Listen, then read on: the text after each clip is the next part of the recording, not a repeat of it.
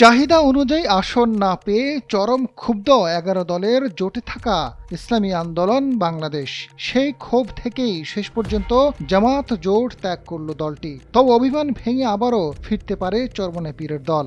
সেই লক্ষ্যেই তলে তলে আলোচনা চলমান রয়েছে।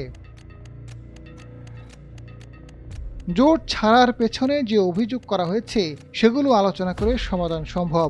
ইসলামী আন্দোলন যাতে কোনোভাবে জোট না ছাড়ে সেই লক্ষ্যে বাংলাদেশ খেলাফত মজলিসের আমির মাওলানা মামুনুল হক সর্বাত্মক চেষ্টা করেছেন। শুক্রবার সংবাদ সম্মেলনে জোট ছাড়ার পরেও ইসলামী আন্দোলনের সঙ্গে যোগাযোগ চলমান রয়েছে।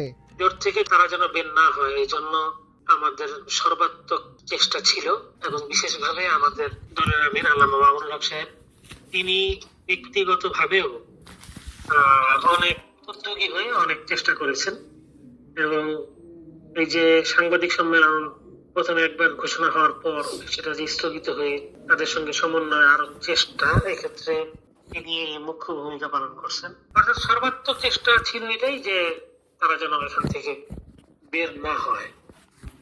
তারপর আজকে তো আমাদের সামনে একটু ঘোষণা আসলো যে থাকতেছে না, কিন্তু তারপরও আমরা আশা তো করবো যে কোন একটা সমাধান এখনো হতে পারে, এরকম একটা আশা তো এখনো আমরা আশা করবো যে তারা আমাদের সাথে থাকুক, কি জোটের তারাও থাকুক, এই আশা আমরা এখনো করব। এই ঘোষণা আসার পরেও মনে করি এখনো একটা খুব ক্ষীণ হলেও সম্ভাবনা অবশ্যই আছে। আচ্ছা, এই ক্ষেত্রে আপনার আমরা সেটা আশা করতেছি। জোট নেতৃবৃন্দের যে এতদিনের তৎপরতা, তাতে আমার উপলব্ধি হলো যে এই ঘোষণার পরেও তারা চেষ্টাটা অব্যাহত রাখবেন বলেই আমি বিশ্বাস করি। ইসলামী আন্দোলনের জোট ছাড়ার মূল কারণ আসন জটিলতা।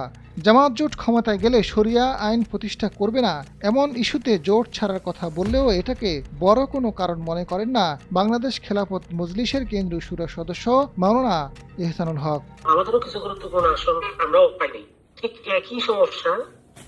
তাদের সংখ্যা আমাদের চেয়ে একটু বেশি ছিল।